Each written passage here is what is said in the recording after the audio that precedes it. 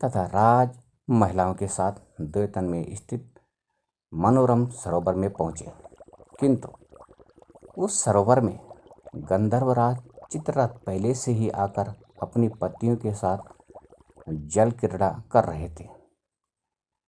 चित्ररथ के सेवकों ने दुर्योधन को सरोवर में आने से रोकते हुए कहा। इस समय गंधर्वराज चित्ररथ अपनी पत्नियों के साथ इस सरोवर में जल क्रीड़ा कर रहे हैं, अतः उनके बाहर आने से पहले अन्य कोई भी सरोवर में नहीं उतर सकता। सेवकों के इन वचनों को सुनकर दुर्योधन ने क्रोधित होकर कहा, तू शायद नहीं जानता कि तू किससे बात कर रहा है। मैं हस्तिनापुर नरेश धृतराष्ट्र का महाबली पुत्र दुर्योधन हूँ। यह सरोवर हमारे राज्य की सीमा के अंतर्गत आता है।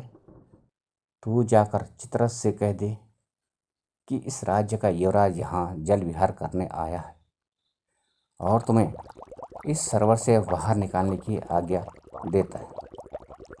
दुर्योधन के गर्वयुक्त संदेश को सुनकर गंधर्वराज चित्ररथ के क्रोध का पारावार न रहा और उसने दुर्योधन तथा उसकी मंडली के साथ युद्ध आरंभ कर दिया। दुर्योधन के साथी और सेना कुछ समय तक तो युद्ध करते रहे, किंतु चित्ररथ को अधिक बलवान पाकर वे सभी दुर्योधन एवं महिलाओं को वहीं छोड़कर भाग खड़े हो गए। चित्ररथ ने दुर्योधन और उन महिलाओं को कैद कर लिया। दुर्योधन के भगोड़ी सेना जब कुछ न सूझा तो वहां निवास करते हुए पांडवों के पास जाकर बोले। दुर्योधन और महिलाओं की मुक्ति के लिए याचना करने लगे।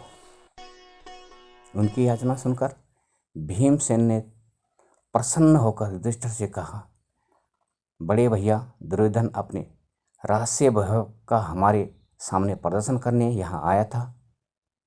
गंधर्वों ने दुर्योधन की दुर्दशा करके हमारे हित का काम किया है।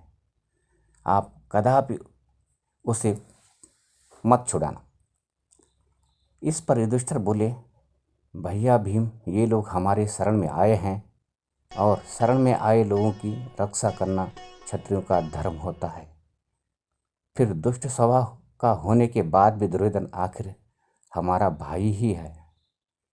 उसके साथ भी राज महिलाएं हमारे कुल की महिलाएं हैं और उनका निरादर होने से हमारे की कुल को कलंक लगेगा। इसलिए उचित यही है कि तुम और अर्जुन जाकर उनकी रक्षा करो। अपने बड़े भाई की आज्ञा मानकर भीम और अर्जुन ने सरोवर के पास जाकर चित्ररथ को युद्ध के लिए ललकारा।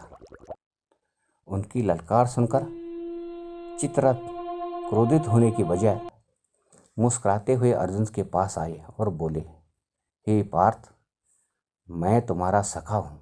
वास्तव में दुष्ट दुर्योधन अपनी सेना के साथ तुम लोगों का वध करने के लिए यहाँ आया था।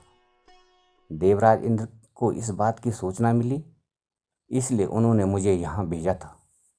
हे सखा, नीति कहती है कि ऐसे दुष्टों को कभी भी क्षमा नहीं करना चाहिए, किंतु अपने बड़े भ्राता की आज्ञा मानकर यदि तुम दुर्योधन को छुड़ाना ही चाहते हो तो लो, मैं इसे तथा इसके साथ की राज महिलाओं को अभी छोड़ देता हूँ। इतना कहकर चित्ररथ ने दुर्योधन सहित समस्त कैदियों को मुक्त कर दिया। वे सभी वहाँ से धर्मराज युधिष्ठिर के पास गए। गलानी से भरे दुर्योधन ने युधिष्ठिर को प्रणाम किया और लज्जा से सिर झुकाए अपने नगर की ओर चल दिया। नमस्कार। अगले वीडियो में फिर मिलेंगे।